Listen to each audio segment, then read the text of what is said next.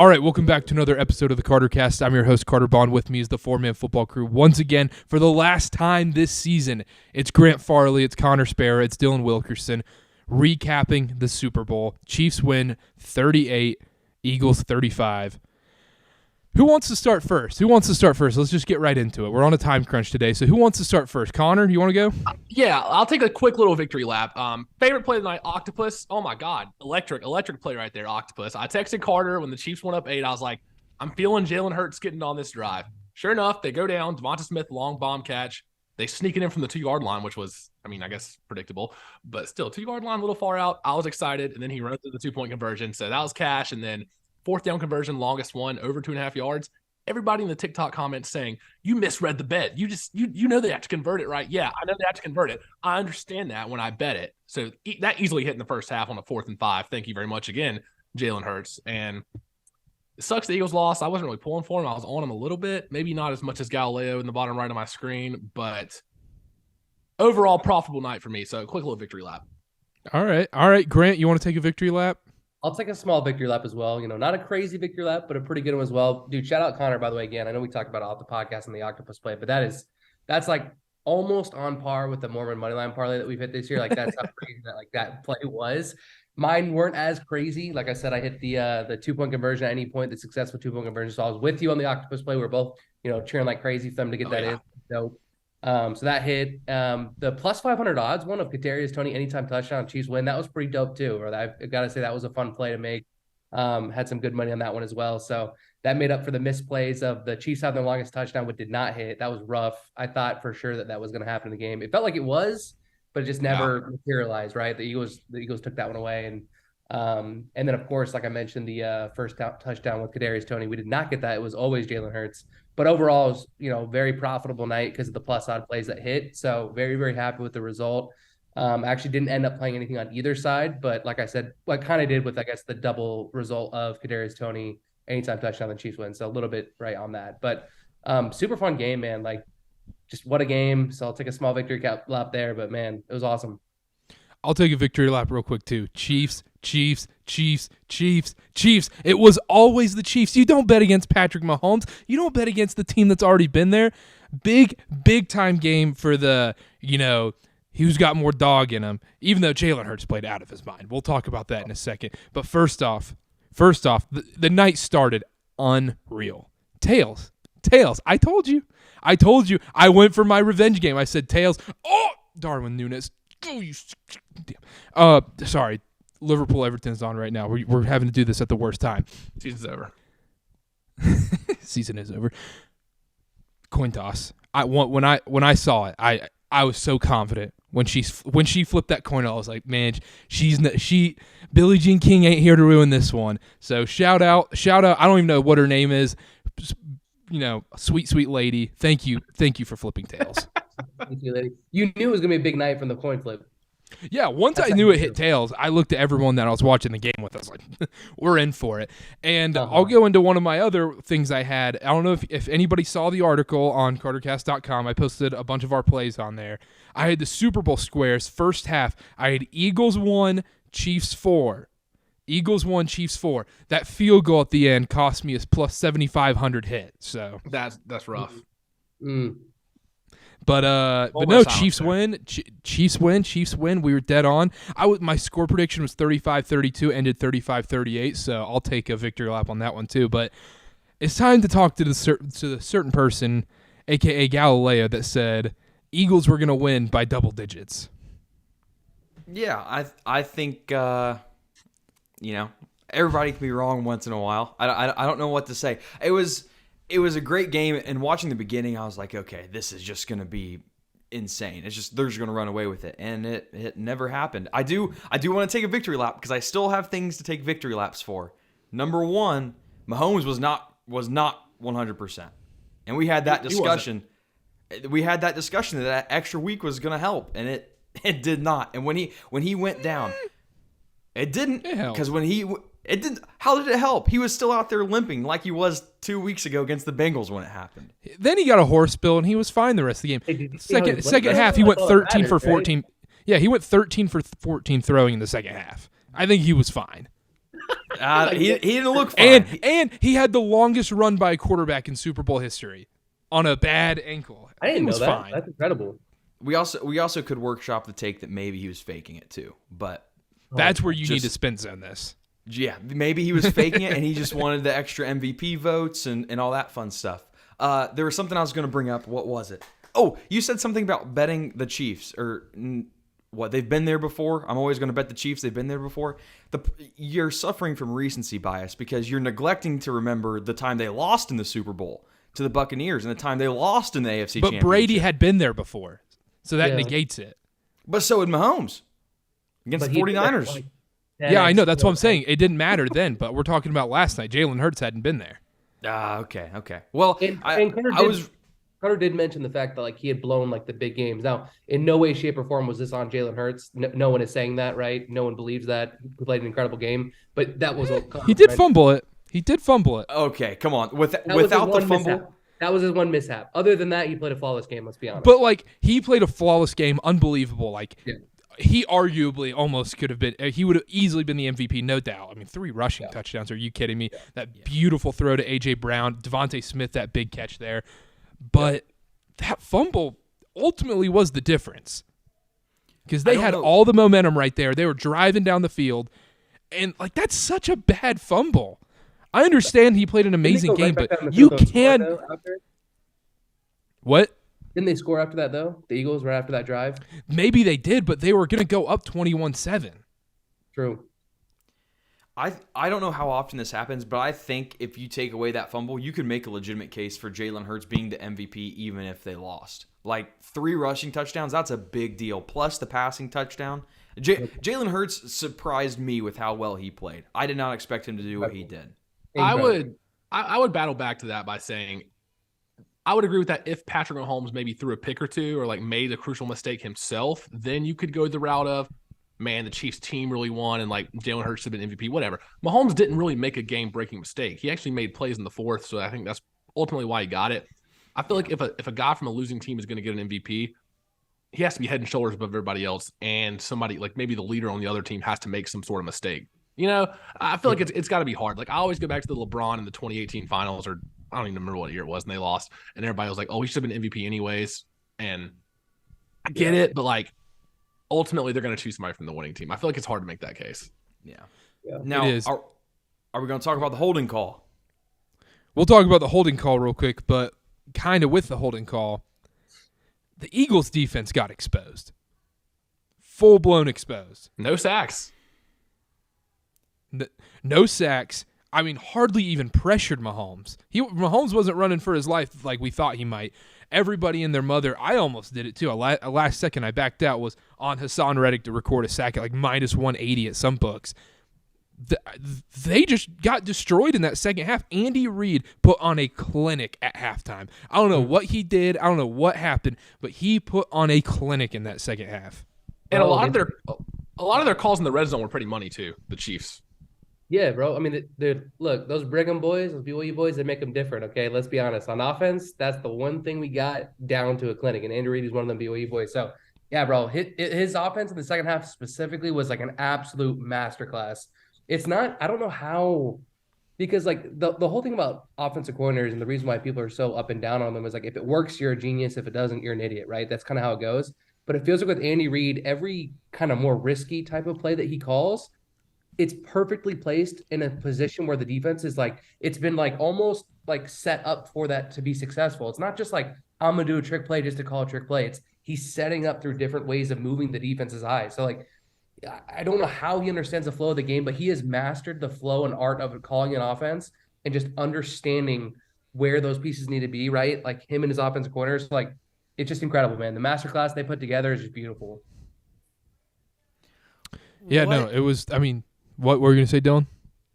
First of all, we do have to commend Andy Reid. I think even if Patrick Mahomes went out and Chad Henne goes in there, the plays, the touchdown passes, I mean, Andy Reid called the same play just to different parts of the field both times. The little fade. No one on that half of the field is the receiver. Chad Henne could have made those throws.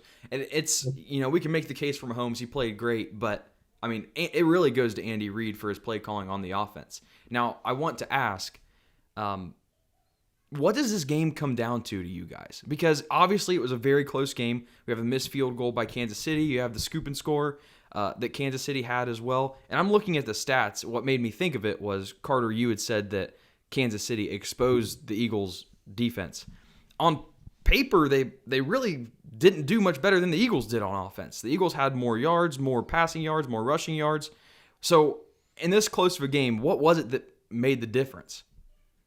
I think one minor difference that I saw that probably contributed to the final score here, the Eagles' run game, it was really just Jalen Hurts. Like, I'm looking at the box score right now. Hurts had 15 attempts. Sanders, I know we got banged up a little bit in the first. Miles Sanders, Gainwell both had 7. Boston Scott with 3. None of those 3 backs totaled above 21 yards. It seems like in a lot of the Eagles' big wins this year, Sanders has gone off for 60, 70 yards. Gainwell comes in and gets 30, 40 yards, maybe rips off a garbage touchdown, sure, but still gets involved. Boston Scott punches in from the goal line. I feel like none of those 3 guys got it going, and that really hurt them because Jalen Hurts then was just scrambling for his life. And then you don't really have to respect the run game like that when they don't have it going. So I don't know if that made all the difference. That's just something I noticed. Like, I feel like one of those 3 backs would have had to get it going more for them.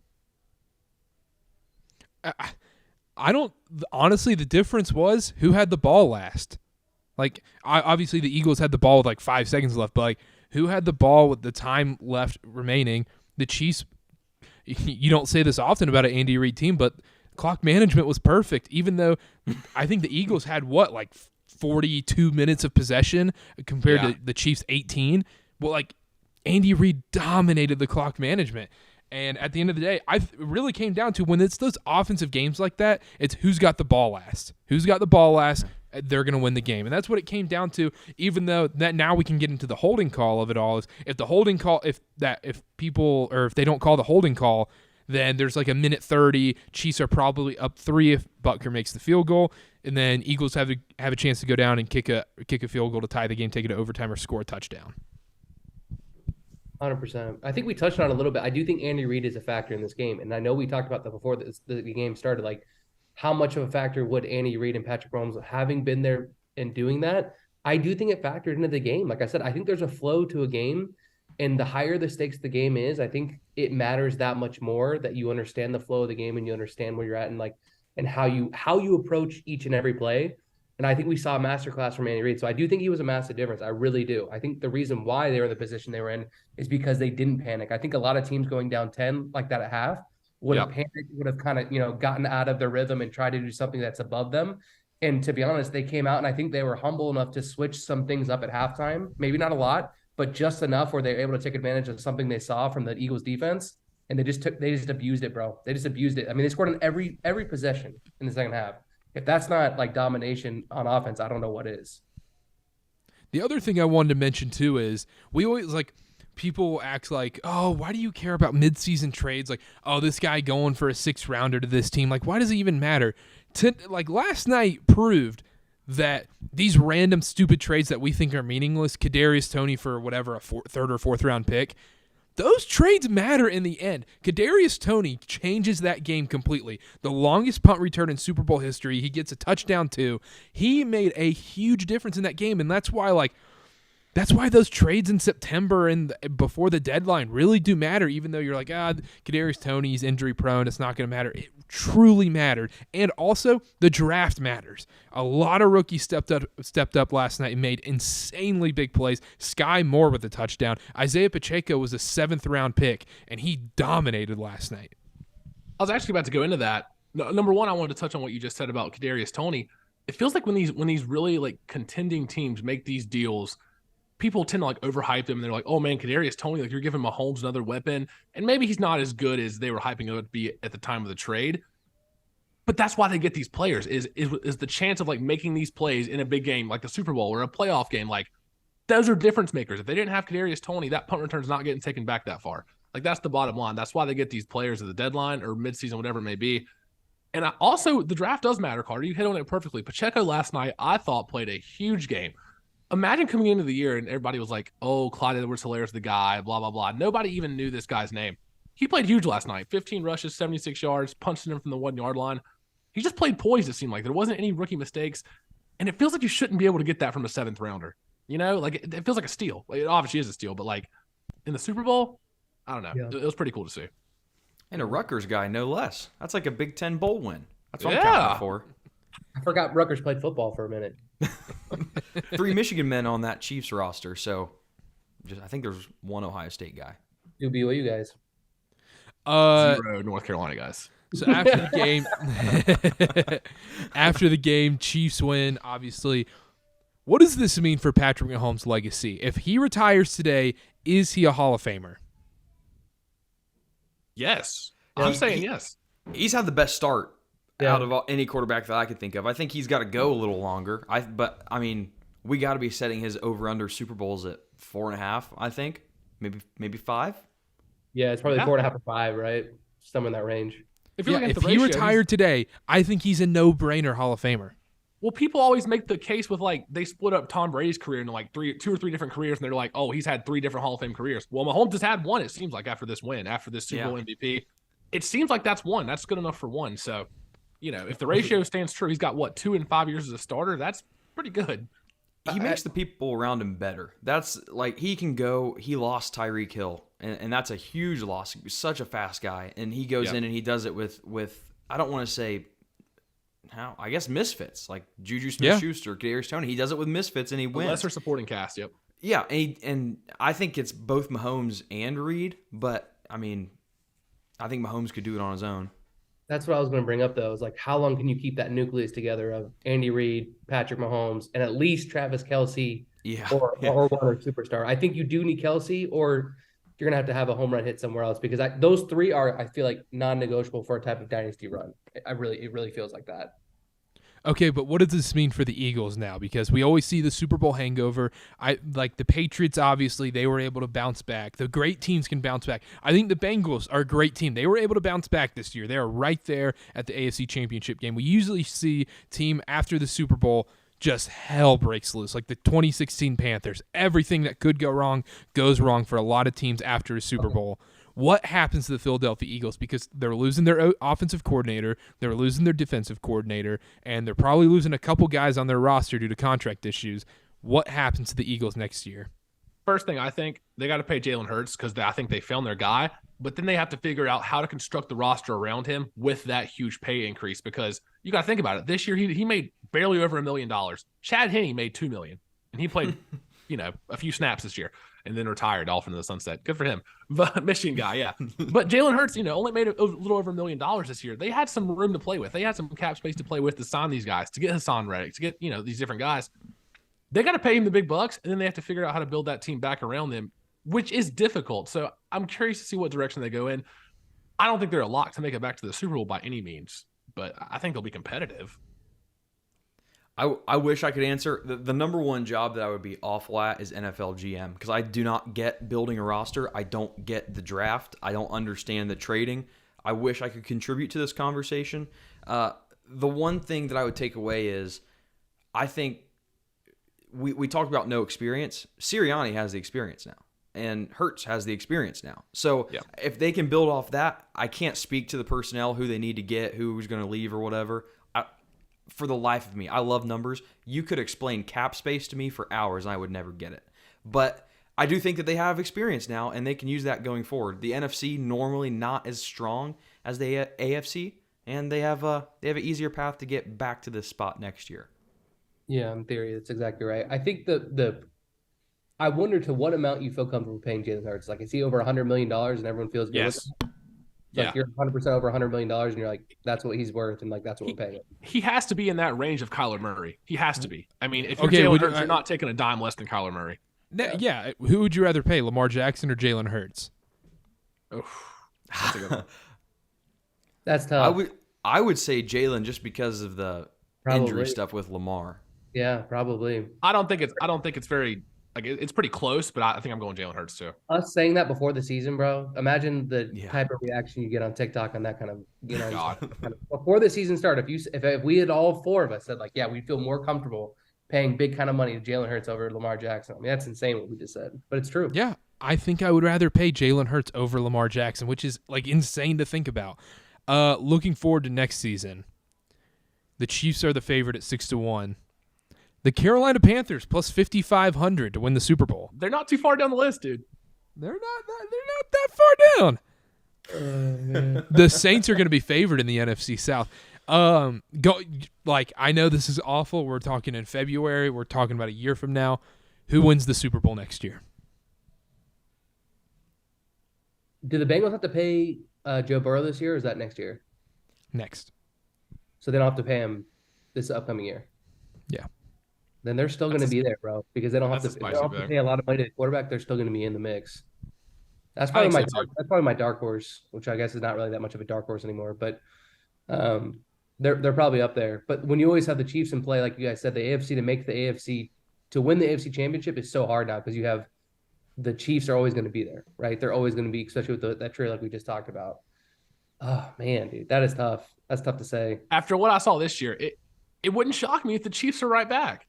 Like, what are they really going to lose? Like, what are you going to take away from Mahomes that hasn't already been taken away? They took away Tyreek Hill. Edwards-Helaire got hurt. They brought in the 7th-round guy. They have these misfits at wide receiver, and they still just won the Super Bowl when he had a bum ankle. So if they're back there next year, I'm not going to be shocked. So I think they're the favorites for a reason. If I had to pick somebody else, though, I think I'm going to have to lean the Bengals because I would like the 49ers, but the quarterback situation scares me. Purdy's health.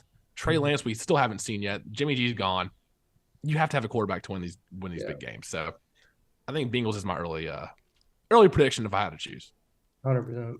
I do think there's to go back to back, there's a certain amount of variance from season to season. Like you can obviously Chiefs are above the rest of the teams, but you do have to have bounces go your way still. And that's very tough. I'm just looking. We could have lost the Bengals, right? We could have seen a Bengals-Eagles game easily, very easily. I'm looking at the odds right now, and I would say Bengals. I hate to jump on with everybody, but I think Tua's a fine quarterback. I think the Dolphins could see themselves there. I think the Browns, if you're looking for a sleeper, a full season with Deshaun Watson, I think they could make some noise if they improve that defense. Yeah, I'm obviously going to take the Titans no matter what. That's just a yearly thing, and really long shot. It's a donation. Well, donation until it can be a tax write-off. Yeah, that's what I should do. Donate it to the. If Rodgers is on the Jets, though, I mean that's not bad. That defense, right? I mean that's a team. The Jets are 25-1. That's all I'm gonna say is if the Jets with a real quarterback like Rodgers, I mean that could be scary, bro. For a 1-year rental, they have the guy. True, they already have Zach. I understand that, but I think he needs a couple years. That's it. That's all I need.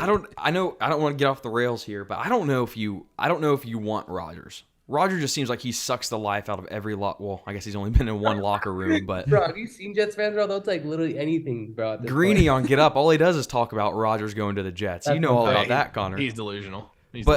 One more sleeper, and we're looking at 280-1. The Arizona Cardinals, I think we forget that Kyler Murray is still a decent quarterback. If they can fix that defense, they're getting a new head coach. Yeah. 280-1. I mean, we're looking at minute implied odds for a team to win the Super Bowl. But he's not even going to start the season, though. Murray isn't? He's going to be out that long? It's an ACL, right? ACL at the end of the year. He's probably missing. He's definitely not going to be in training camp. So who's the backup? Who's the backup? Colt and how long McCoy. does it get him through? Colt McCoy, right? Oh, okay. 280-1. You tell me they have the same odds as the Houston Texans. See, but also the Texans, like, what if they get the right quarterback in, then you never know. I'm not talking myself into the Texans, but the Jaguars I could talk myself into as a long shot. Like, honestly, think about it. I'm taking CJ Stroud, Rookie of the Year. Jaguars kind of interesting. What are the Jaguars odds, Dylan? Jags are 25-1, and you're taking CJ Stroud Rookie of the Year? For the Panthers, yeah. Good luck with that. Yeah, better luck with Will Levis. Oh no, we would not. No, we would not. I'm telling you, no, Carter, we would not. We'll bookmark this. All this, you have no clue. I'm not discounting that CJ Stroud can be bad, but Will Levis will be bad. Stroud is Will Levis with good receivers. They're the same person. Same person. You give Will Levis, Marvin Harrison Jr., and Jackson Smith and Jigba, they're the same person. He's got a point. He's got a point. Many points, many times. Galileo always brings us good points. We'll be back. We'll do an NFL draft show. We'll be back with an NFL draft show. Can I read the spin zone I did on TikTok this morning? Yeah, go for it. So if you saw the TikTok, it got like 50,000 views, and I said that the Eagles would win 41-14, and everybody raced to be like, oh, receipts. Okay. I made this comment. Thank you all for the added engagement. By far the football show's most viewed, liked, commented TikTok. See you all again next season. And then, hold on, there's one more, because one guy commented back at me, if I can find it quick enough, because he was one that actually commented on a comment that I made and said something about keeping receipts. Okay. He replied, LOL, extra engagement. Ha ha ha ha ha ha. Never will see anything from your account again, but you're welcome. So he just man. I didn't respond. literally just responded right away. He's in the weeds. I tried. I had to turn. I had tried. to turn off the TikTok comments. It was getting out of control. People love to just hate for no reason. Like what are you really getting out of going back and like looking at the receipts? Like, congrats, they got a score prediction wrong. Cry about it. What did you predict the score was? You know, like, come on. It was a bold score prediction. What do you mean? What do you mean? They should keep receipts. We should. They're keeping us accountable. That's what we want. Do they want to keep us accountable? Check the units we won this year on this podcast. Yeah. We can start talking accountability. Oh, baby. I will say the hate that I've received on the TikTok is the love, me going back into the Reddit, whatever you call it, thread about Utah beating USC was so worth it. I will take that every time if you give me one of those a year. 100%. Oh my god. Yeah, the Utah that Utah USC Reddit got wild. That was bad.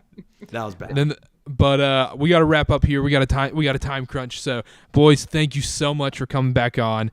Super Bowl football's over. It's a sad, sad time. Connor and I will be back on doing basketball pods. We'll have interviews and all that stuff coming soon. Post trade deadline talk before the All-Star game this weekend. We'll do that Thursday probably. Stay tuned for that. Subscribe to the pod. Follow everyone on Twitter. It's all in the episode description. Thank you so much for listening. We'll see y'all next time. Bye.